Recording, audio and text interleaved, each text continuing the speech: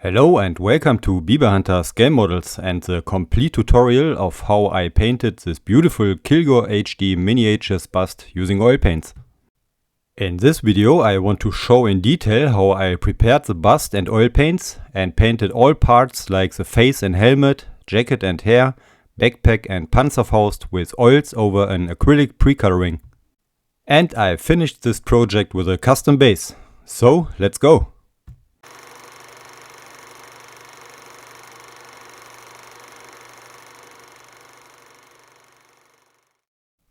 This is the piece this video is about, the beautiful Game Over bust by KilgoreHD Miniatures.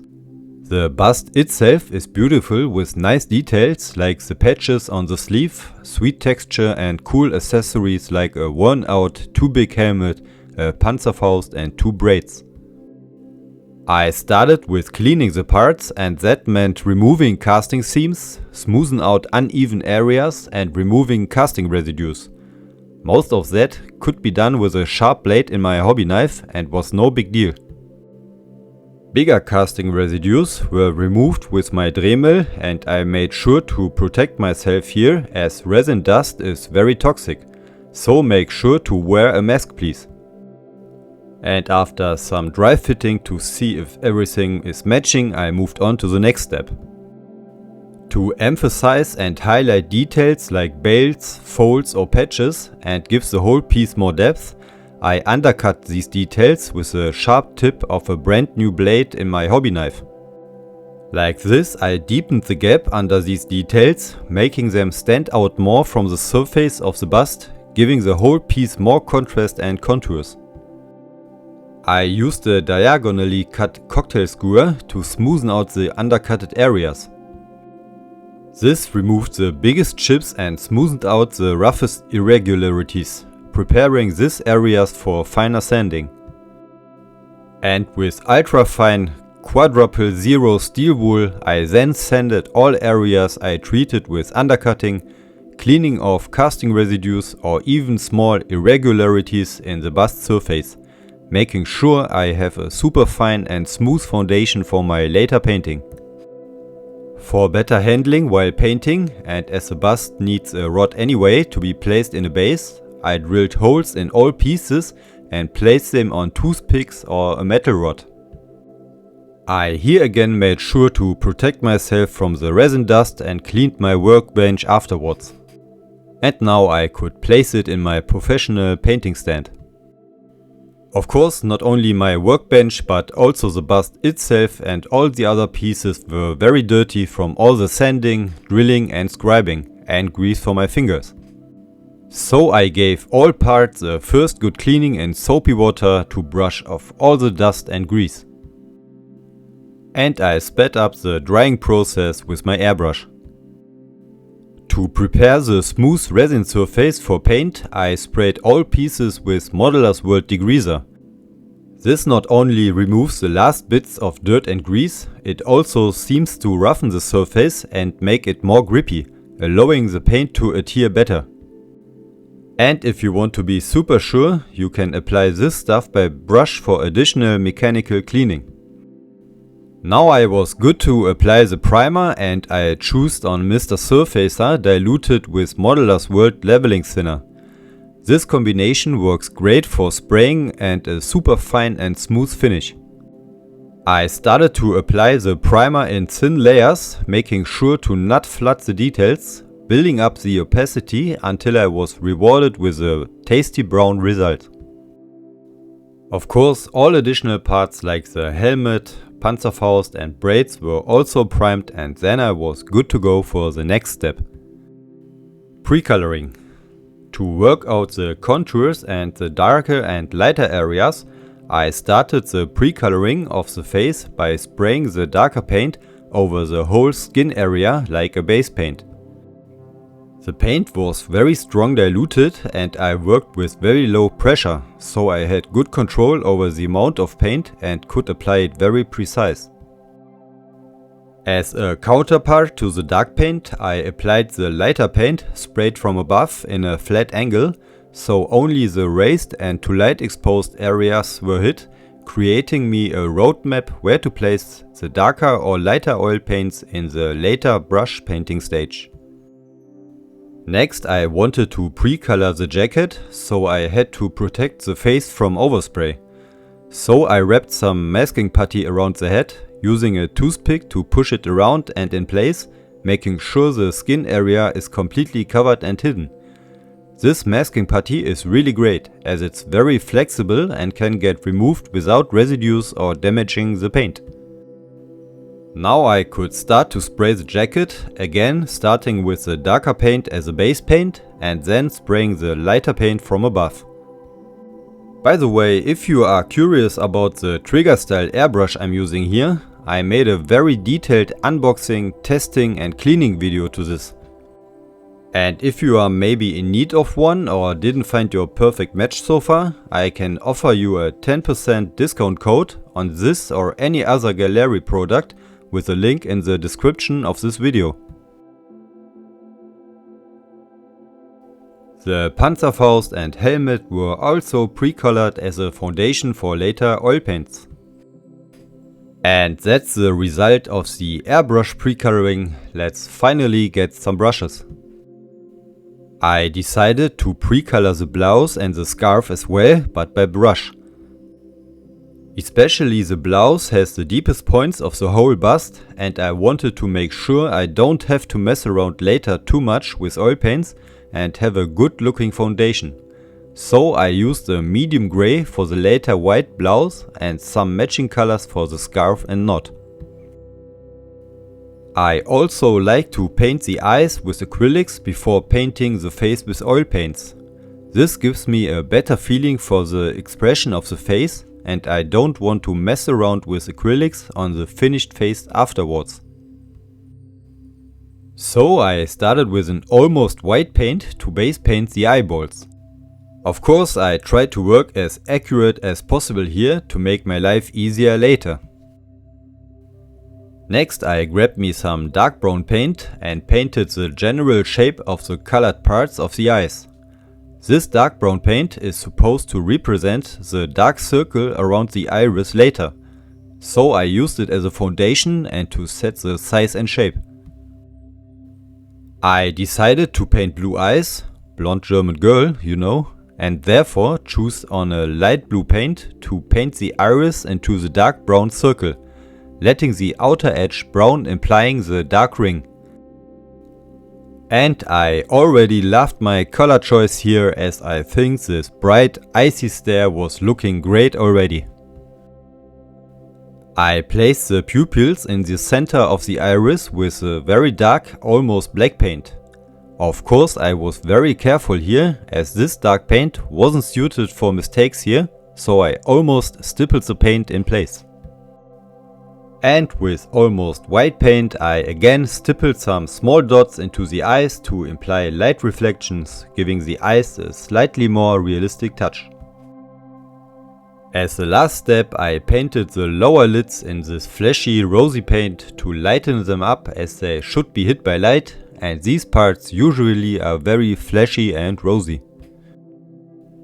And with these steps the eyes were done for now. My plan is to go back at them later with oil paints, setting some shades to make them less bright and add some color variation to the iris, giving them more variation and depth, making them more lifelike. I also pre-painted the patches on the jacket with acrylics to finish them later with oil paints. And because they contain some symbols which are forbidden in some countries, including my home country for obvious reasons, I will cover them up with some masking putty in this video, so I don't get myself into trouble. Then it was finally time for oil paints. I learned to always try to get the best oil paints I can afford, because they have more pigments than the cheap ones from the discounter, for example, and you can see the difference in quality at the result. So I tried to get oils from Winsor & Newton, Schminke or Old Holland. For thinning and blending the oils, I will use a doorless thinner and liquid, what is a great medium for blending the oils, and I usually use only liquid in the early painting stage. The slow cooker is used to speed up the drying time in between the layers, later more to that, and some reference pictures are always helpful. And my palette knives for mixing the oils. I started with drying out the oils overnight on a piece of cardboard to get rid of the linseed oil so the paints dry out more matte. And then transferred them onto my palette, which is a white tile in the lid of an old Tupperware container. I labeled the paints so I don't get confused when paints are looking too similar. And then I started mixing the skin tones. I began with the darkest shadow color with some darker reddish and magenta tones, adding some cobalt blue to darken the mix. Cobalt blue is a very powerful color and it's a good idea to add it in smaller amounts. I stirred the oils with my palette knives until they were thoroughly mixed. And I like to keep my palette as clean as possible. I placed the darkest shadow mix on the palette and this was my foundation for the next paints. I took some amount of the mixed paint, added some magenta to the paint and like this created the next slightly lighter shadow paint. I then took some paint from this mix and lightened it up with some Naples yellow and white in small amounts and had the next lighter paint mixed. By adding more and more Naples yellow and white to the mix, the paint became lighter and like this I created 4 shadow and 5 highlight paints. My original plan to keep it a bit simpler this time has already been put to rest with that, but I felt it necessary to add a few lighter tones while mixing the paints and I thought I better trust my stomach here. I wanted to try to create very pinky tones here as this is a young female face and at this point I wasn't sure how they would work out, because in the past I painted only male faces from older soldiers with bearded shadows and different face colors. So I was very curious how this color palette would work out. I attached 2 crown caps to the palette where I placed the thinner and liquid in, so I have it ready and in reach when using the paints. My brushes are divided into light and dark colors, so I don't have to use a brush for painting a brighter highlight, I just use for painting dark shadows. Like this I don't have the risk of ruining a bright area with a messy dark brush. To start the painting I use these 2 brushes, an Abteilung Kolinsky size 2 for painting and a Princeton Filbert for blending. Good brushes are essential and these 2 brands have some of the best in my opinion. Then it was finally time to put some paint onto the face and I started with diluting the paint with liquid into a thinner consistency, making the paint slightly translucent and easier to apply. The paint I started with was the first and lightest shadow paint, as I like to start with painting the shadows and add the highlights afterwards. With this light shadow paint I painted all areas that would receive at least some shadows. The pre-coloring and the shape of the face showed me where to place the darker and lighter paints. Typical areas are the lower cheeks, around the eyes, under the nose and chin and the neck area of course. With the Filbert brush I blended the edges of the painted area smooth and also eliminated the brush strokes from applying the paints. Like this I could create a fine and smooth layer of paint.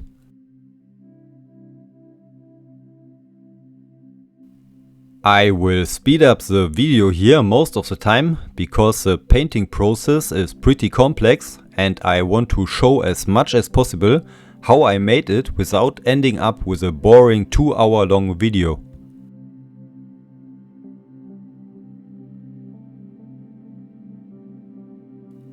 When the first shadow had some time to dry, either overnight or after a round in the slow cooker, I started to apply the second shadow paint. This was applied into the areas where I painted the first shadow paint, but only in the sections that would be darker because they were deeper or more covered.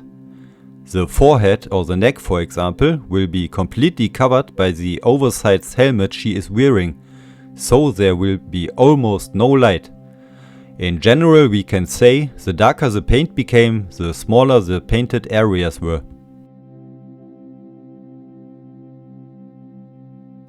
Again, like almost always, I use the filbert brush to blend the edges and erase the strokes from the brush, creating a flawless painted area. And this is the biggest advantage of oil paints to me. They are just so easy and beautiful to blend. The transitions are almost non-existent.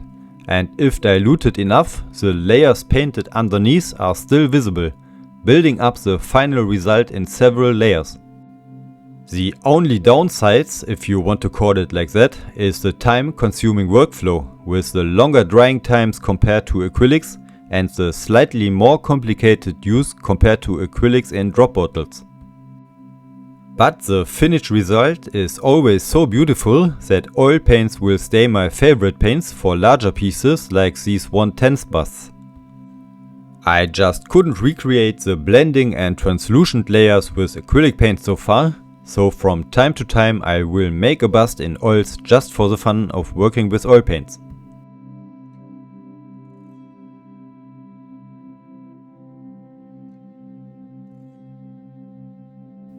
For the third shadow paint I use this finer Princeton shortliner, as with this darker paint the painted areas became even smaller. As this is the third of 4 shadow colors, this was only applied in the really darker areas like under the chin and nose, inside of the ears, around the neck and so on. Just in very small amounts did I apply it into the areas like the cheeks to increase the contrast, working out the contours of the face. Of course, I can also vary the opacity of the paint by the thinner paint ratio, and I applied it way thinner onto the cheeks compared to the darker areas like the forehead or the neck.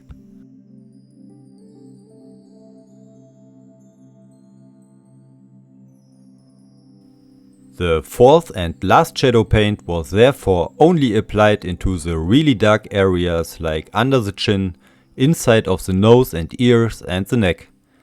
As she is wearing long braids I have to glue on later, the area underneath will also be pretty dark, and I had to keep that in mind too.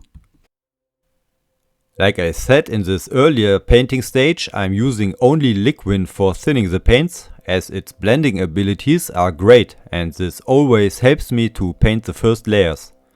It's almost like you create a colored paste instead of a thinned down paint. Worth mentioning is that it dries out very glossy, as you can see nicely here. But in the later painting stage I will use mainly odorless thinner for diluting the paints, and this will knock down the shine. When I'm done for the day, I cover the bust under a plastic cup and close the container over the palette. Like this, everything stays dust free and the paint's workable longer. With all 4 shadow paints applied, it was time to add the first highlights. I switched to my brushes for lighter paint and began to paint highlight paint 1 into all areas that received at least some light. So the opposite of the shadow paint 1, but in the same way. The pre-coloring and the face's shape again told me where the highlights should be, and I again used a filbert brush to blend the edges smooth into the shadows and reduce the strokes from the brush.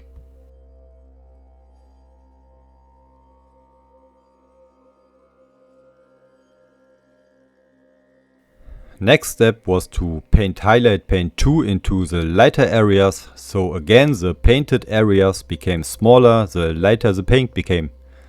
Always blending the edges with a filbert brush, creating smooth transitions. I would say that maybe in the first 70 to 80% the painted faces always look weird and strange, with these strange contrast between light and shadows, especially with this new pinky color palette I mixed this time. But it's important to stay with it, as the final picture comes together basically with the last brush strokes. The later part will be about unifying all layers with filters and glazes, toning down the contrast and integrating all layers into one hopefully nice to look at face.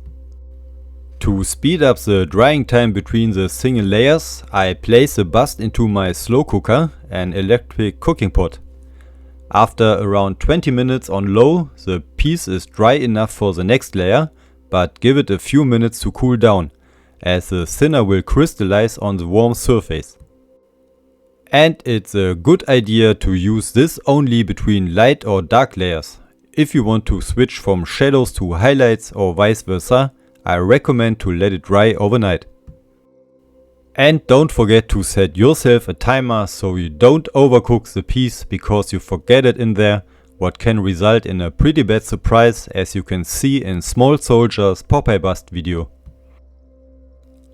After Highlight Paint 2 came Highlight Paint 3, again blended into the previously painted layers, blended smooth with a blending brush, applied in smaller areas that receive more light.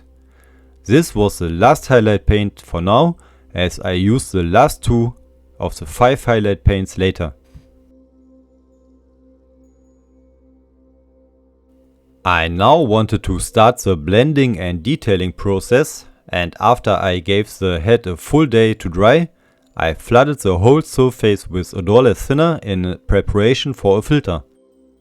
In this still wet thinner, I applied a very thin layer of golden baroque red, an orangish red tone, what gives some rosiness to the white highlights and some warmth to the shadows.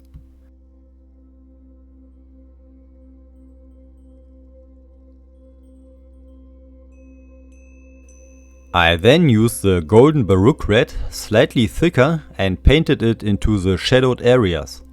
I started carefully here because this paint is pretty strong and you can here see the warmth it added to the face.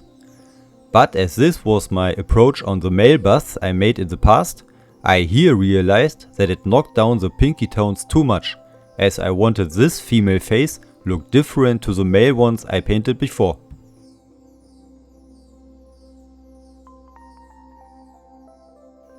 So I made a mix with the golden baroque red and magenta paint, making this mix more pinky, which turned the orangey shadows back into a pinky direction. Worth mentioning is that from now on I mainly use odorless thinner and no liquid, so the glossy shine gets knocked down more and more with every following layer.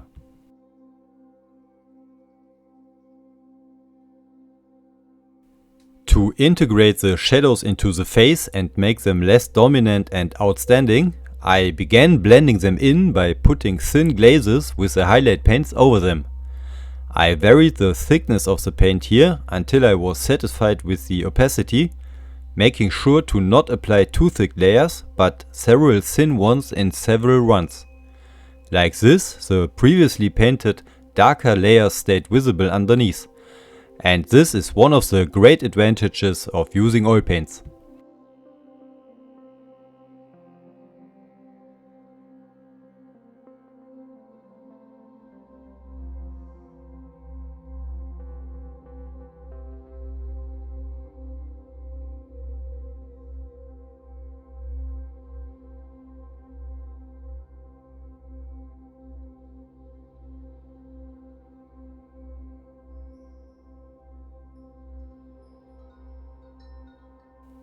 I here almost hit the spot where I was happy with the face, but I somehow felt it was looking too white and colorless, so I wanted to try pushing it a bit further, adding some of the lost rosiness and contrast, so I switched back to adding shadows with thin glazes. I choose Shadow Paint 2 because it's not too dark and has a nice pinky touch, and placed it again in the areas where some shadows would be. This switching back and forth is maybe not super efficient, but like with most of first times, like painting a female face, it's all about to try out and find out, doing things back and forth until I am satisfied with the result. And maybe the most important thing you need for bust painting with oils is something you can't buy online: patience. I then again grabbed me the golden Baroque red and added it around the previously painted pinky shadows, framing them with this orangish tone, giving the skin a blood-filled appearance. I thought this on the box art and wanted to try to recreate it, as I think it adds a lot to the whitish skin.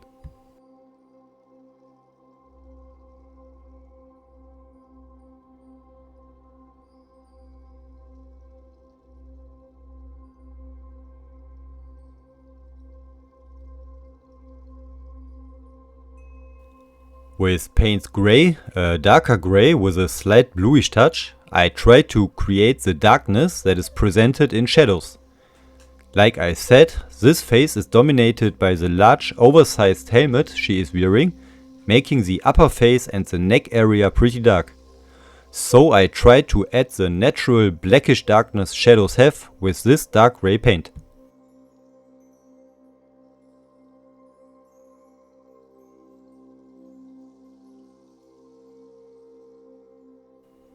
Obviously this paint was applied super thin, built up in layers, so I have good control over the opacity. And I put the helmet on now and then to see how the painted shadows interact with the position of the real shadows casted from the helmet. I also placed this paint super thin into the corners of the eyes white to add some shadow here too and reduce the bright shine from the light, almost white paint I used here.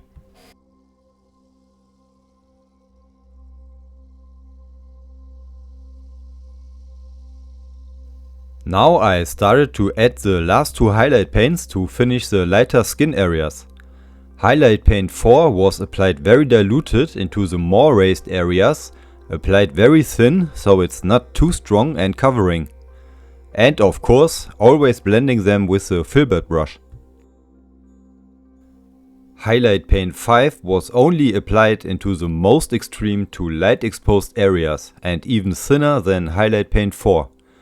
I here put the helmet on to see what areas it covers and where more shadows would be.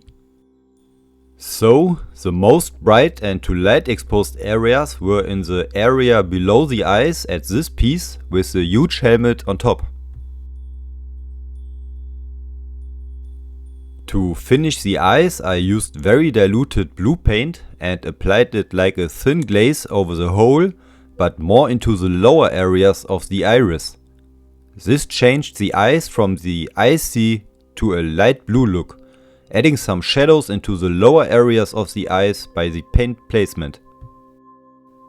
And I here used liquid for diluting the paint, so the shine it creates gives the impression of natural wet eyes. To get a better feeling how the face and the skin tones came out, I base painted the hair with dark brown oil paint, a foundation for the later blonde hair. By framing the face with the painted hair, I could see how the shadows and shades work here and if I had to do some corrections here. I really would have loved to finish the hair at this point, but because of the long braids lying on the jacket, I have to finish the jacket first. With the face painted and framed, I thought it wasn't too bad and I now wanted to paint the helmet and finish the upper area of this piece. To start with the helmet, I quickly mixed me a shadow and a highlight paint from the chosen base paint, Paints Grey. By adding black I created the shadow paint, the highlight paint was made by adding white. The base paint was then applied into the darker areas, including the shadowed ones, as a thin layer diluted with thinner in equal parts, so it's not covering the pre-coloring completely. The shadow paint was then applied into the darker areas, like the back of the helmet, for example, because she is looking up slightly and so the back should be darker.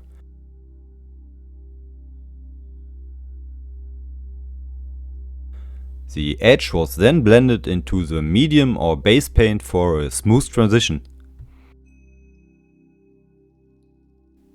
And obviously the highlight paint was applied into the lighter areas like the top or the peak of the helmet, again blending the transition smooth. All these 3 paints were applied one after another after a short round in the slow cooker, because they in general were all pretty dark.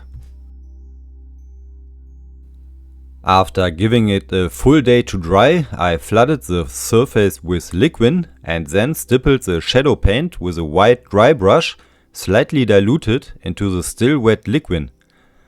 This gave the surface more texture and was the first step to blend shadows and highlights together.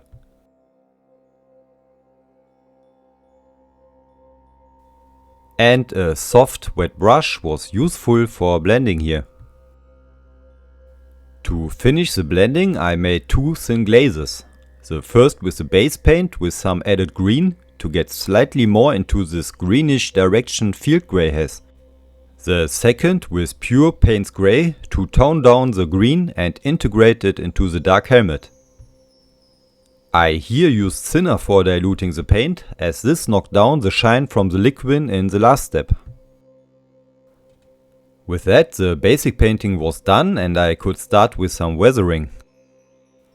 I applied a light dusk-like oil paint over the most edges and crevices, diluted with thinner and blended it with different shaped brushes and movements in a try to create an exciting dusty pattern.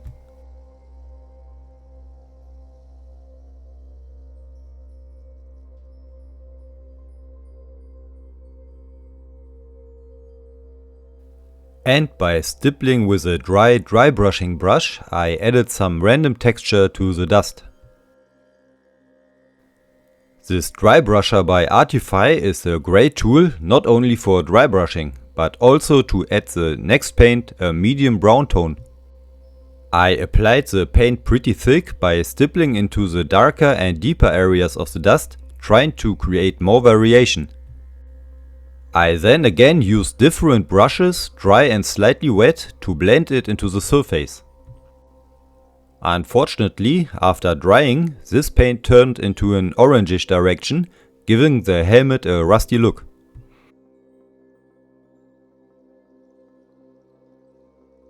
So I used a dark brown paint and made a thin glaze over the whole piece, knocking down the orange look. And to add more dark earth effects, I stippled this dark paint over the medium brown one. By stippling the paint in thick undiluted amounts, I also created some volume, making the paint look like earth remnants.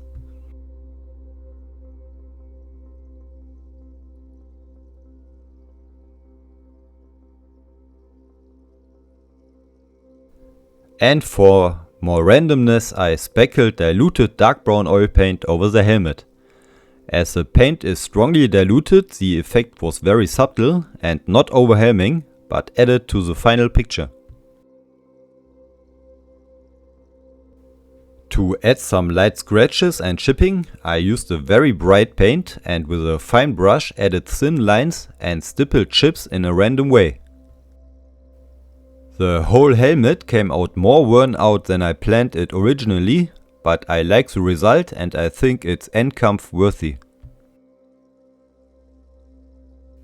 To finish the helmet, I used a pencil or more fancy graphite pen, and by adding this shiny stuff to edges, bolts and rivets, the helmet looked way more metallic and used.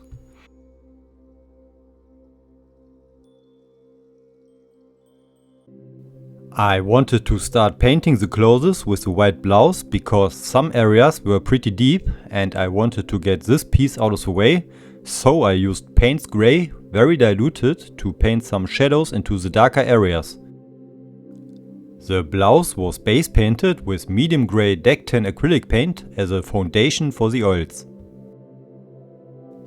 With diluted white oil paint I added the highlights, giving the blouse the needed white look. Because the white paint was diluted, the medium grey base paint was shining through slightly, making the white paint less bright.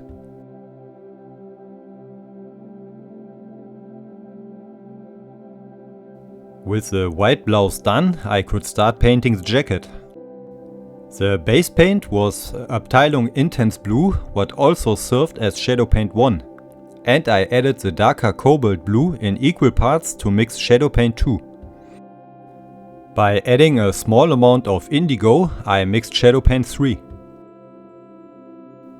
By adding white to the intense blue, I mixed 3 highlight paints by adding more and more white to the previous mix. And I ended up with this color palette, 3 shadow and 3 highlight paints. Just like on the face, and almost every time I started with painting the shadows. And with shadow paint 1, the intense blue, I painted every area that would be at least a bit shadowed and slightly darker. The paint was again diluted with odorless thinner, so it's not covering the pre-coloring completely. And the filbert brush was again used for blending the transition smooth and erase brush strokes.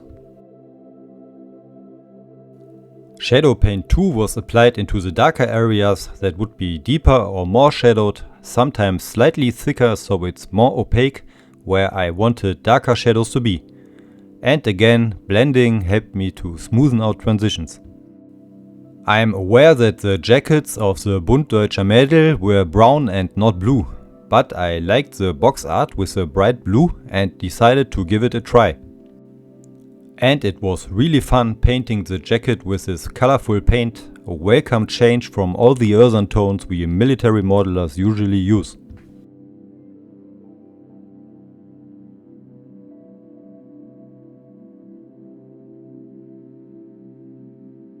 The third shadow paint was considerably darker than the first two, and I applied it into the darkest areas and deepest folds and crevices.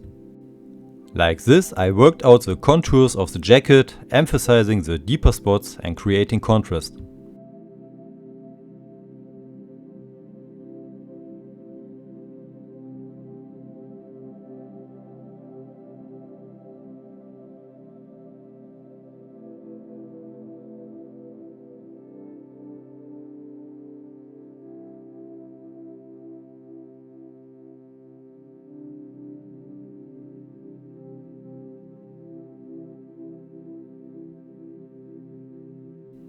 The first highlight paint was applied onto all areas that would receive at least some light because they were raised or bent upwards, like this pocket lid. I started with very thin paint, blending it into the neighboring shadows, and then used thicker and thicker paint to build up the opacity of the paint, highlighting the lighter areas.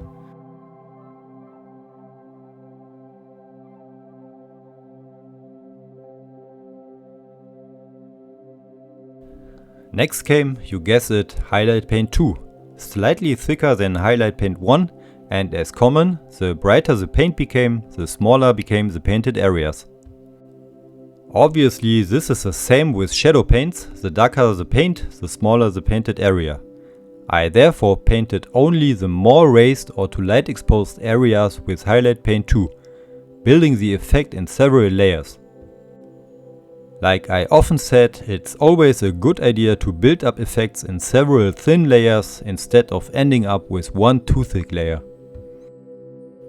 And with highlight paint 2 I also started to add some texture to the jacket with the help of the strokes of the brush.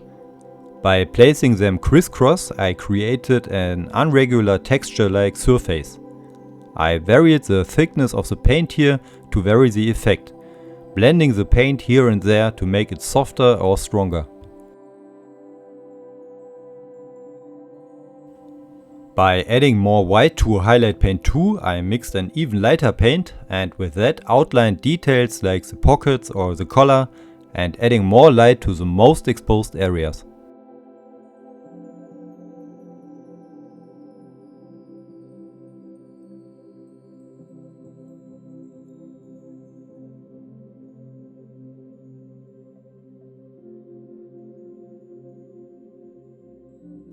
After that the jacket looked crispy and sharp, but a bit too contrasted. So I had to unify shadows and highlights and integrate them into the surface.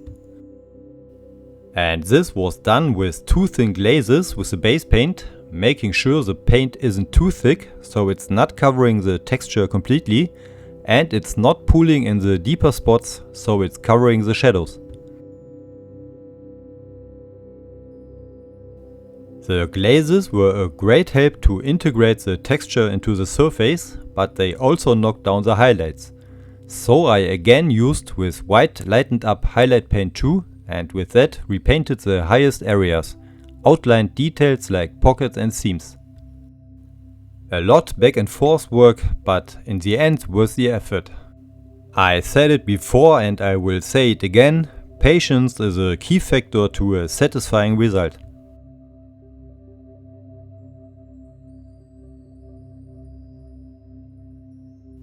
With diluted paints gray, I emphasized spots like deeper seams and buttonholes that were sculpted like a pin wash on a vehicle, to give them more depth and made them more visible.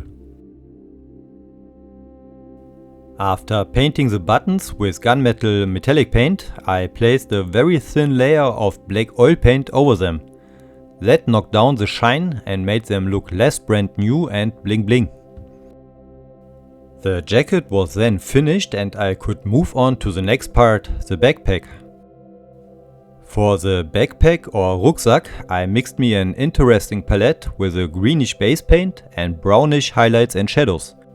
Sounds like it makes no sense at all, and maybe it really is like this.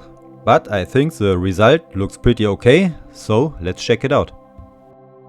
As the process is pretty much the same here like on the jacket, and like always I will speed it up a bit here to not repeat myself too much. I placed the first shadow paint in every area that would be at least a bit dark and worked the two shadow paints into the deeper areas, and again the darker the paint became, the smaller the painted areas were. The first highlight paint was painted into the lighter areas and blended into the surface, again like on the jacket and like always.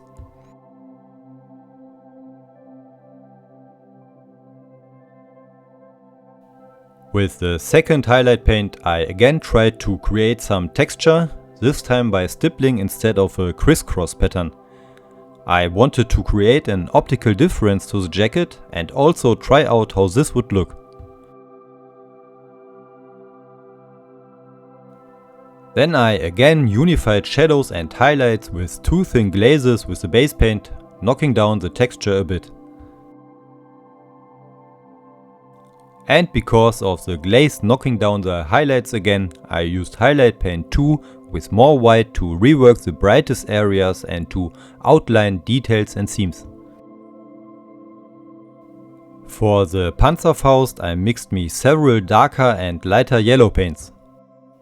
The darker paints were painted in the darker areas, you heard it before, and it was not so easy to paint this round object without visible brush strokes. Luckily, after some testing I learned that a big dry brusher was helpful here, eliminating the strokes and creating a smooth surface. And after painting the highlights and a unifying glaze with the base paint, I quickly applied the included decal after a protecting coat of matte varnish by Bergswerk Modell. For some light weathering I used dark brown acrylic paint, which I applied by sponge, just like you would do it on a tank. And for some finer chips on hard to reach areas I used a fine brush and with that also added some scratches to the paint. And with this the Panzerfaust was done for now. Now it was finally time to paint the blonde hair, what would change the whole look completely. Over a dark brown base paint I started with a darker yellow beige paint, painting it pretty covering over the whole hair except the deepest and darkest places. At this point the braids were not glued to the hair yet, because like this I could apply this blonde base coat more easily. But when this was done I glued them in place, so I had a better understanding where the more to light exposed areas were and where to place the lighter paints. Now the old game began again with adding lighter versions of the base paint into the lighter areas, with the painted areas becoming smaller the lighter the paint became.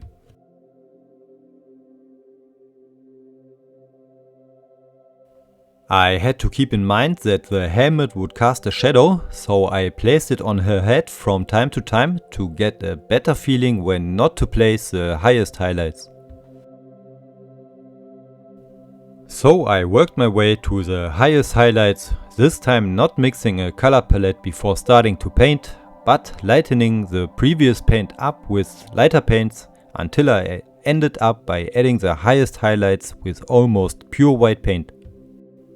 And this way of painting turned out to be pretty fast, so I think I will try to improve this way of painting, although it might work better on these smaller areas where I don't paint for days like I did it on the jacket. So the hair was finished, and so far I was pretty happy with the current state of the model. All elements worked well together and looked interesting, at least in my opinion. But I had a problem with the face. It looked good to me like that, shadows and highlights visible, some subtle flesh shades and a fine touch of rosiness. But as soon as I placed the helmet on top, the face looked ghost-like, too white, and somehow lost all colors, shades and tones. So I had to get back to it and add some more rosiness and fleshy tones. So I glued the helmet in place to get a better feeling for the overall picture, mixed me an orangish fleshy tone from Terra Rosa and a small amount of Naples yellow, and went to work. I applied this paint very thin in several layers into the highlights and slightly thicker into the shadows, giving the whole face a warmer, fleshy appearance. And by adding a small amount of white to the mix, I repainted the highlighted areas to give them some warmth too.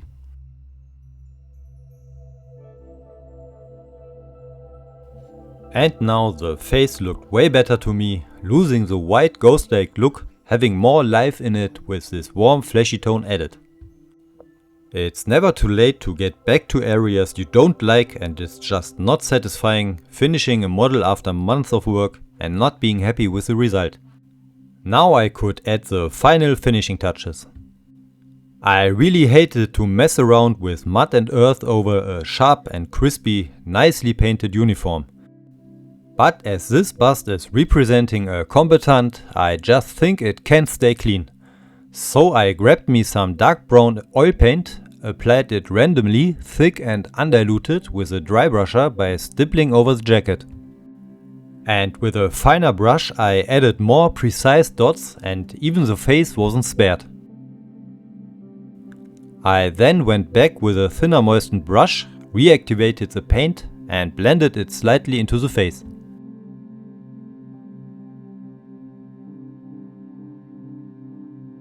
On the jacket I varied the blending to create some more volume and a slight hint of texture.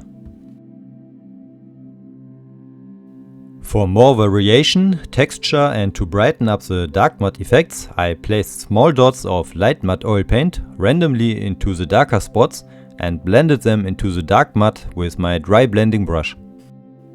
This brought some light back into these dark spots, adding the impression of slightly dried matte. Although I ruined the sharp, crispy look of the jacket with this step, I liked the result and I think it added more life to the bust, giving the impression that this poor kid really saw some action.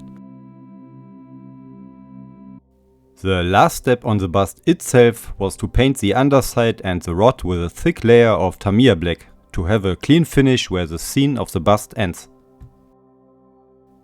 Of course, every bust needs a matching base, so I designed and printed this one and primed it with black Rattlecan primer. After spraying the base with a semi-gloss black paint, I masked off the area with the lettering and sprayed it with different dark and light grey paints in a cloudy pattern.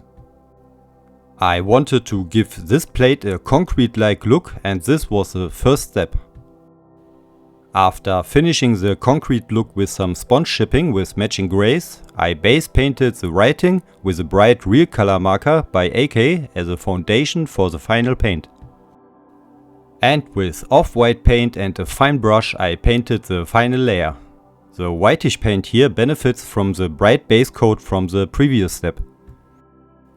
To make the upper side more interesting and matching to the bust's destroyed Berlin setting, I used my favorite products when it comes to rubble, Juvelas rubble in the box. I placed the different sized rubble and some bricks randomly onto the base's top and fixed it in place with AK's gravel and sand fixer. I applied this stuff carefully to make sure it's not running down the sides, and then sprinkled some loose debris and sand into the still wet fixer, soaking up the excess and giving a dry finish. And like this I quickly created a cool and unique base for my bust. Now I could put the bust in place, play around a bit to find the final position, and fix it in place with Bergswerk super glue to make sure it's not moving ever again. And with that, a tricky and sometimes not so easy project comes to a very satisfying end. Although this was not my first ever painted bust, it was my first female bust. And especially the face was different and challenging. It's completely different painting a young female face compared to a bearded, hard-edged masculine male face with a bearded shadow. The uniform and the rest of the equipment was more straightforward, and I think the overall picture isn't too bad. In fact, I really like the final result and am satisfied with the outcome of this project.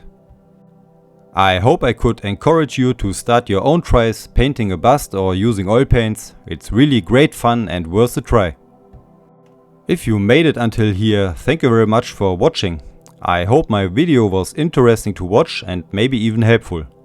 I would be very happy if you support me by subscribing, and I'm curious to read your feedback and thoughts about my bust. Und nein, das gibt es nicht auch auf Deutsch. So, enough said for today. Thanks again for watching, good luck for your own tries, stay safe and until the next time.